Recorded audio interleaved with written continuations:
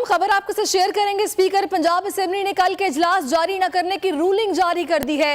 Ruling में करार दिया गया है कि कल का गवर्नर का इजलास गैर आईनी है और इस लिहाज से रूलिंग में करार दिया गया है कि इजलास जारी ना किया जाए। और रूलिंग में कहा गया कल का गवर्नर का इजलास गैर आईनी है, लिहाजा ये इजलास नहीं हो सकता। ऑलरेडी इजलास जारी है और ऐसे में एक नए इजलास की रूलिंग नहीं दी जा सकती और रूलिंग में करार दिया गया कल का गवर्नर का इजलास गैर आईनी है। आपको आगाह करेंगे, स्पीकर पंजाब असेंबली ने कल के इजलास जारी न करने की रूलिंग जारी कर दी है और रूलिंग में करार दिया गया है कि कल का गवर्नर का इजलास गैर आईनी है। मजीद बात करेंगे अपने नुमाइंदे आरिफ मलिक से। आरिफ, मजीद के डिटेल्स हैं आपके पास?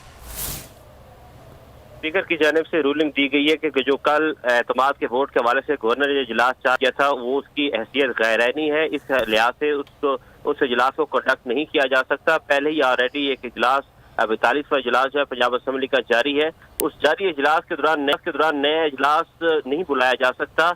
इस लिहाज से वो गैर कानूनी और गैर आईनी है और उस इजलास को कंडक्ट नहीं किया जा सकता। ये स्पीकर ने रूलिंग जारी कर दी है कि वो इजलास कंडक्ट ही नहीं कर सकते जब एक इजलास चल रहा हो। लेकिन एतमाद का वोट लेने के हवाले से गवर्नर के जो नोटिफिकेशन जारी हुआ था उसमें स्पीकर को पाबंद किया गया था कि वो कल बुध शाम 4 बजे जो है वो पंजाब असेंबली का इजलास तलब करे। लेकिन अब स्पीकर ने अपनी स्वाबदीदी इख्तियार इस्तेमाल करते हुए रूलिंग जारी की है कि कल का इजलास नहीं होगा और कल का इजलास नहीं होगा, ये रूलिंग जारी कर दी है। बहुत शुक्रिया आपका आरिफ मलिक।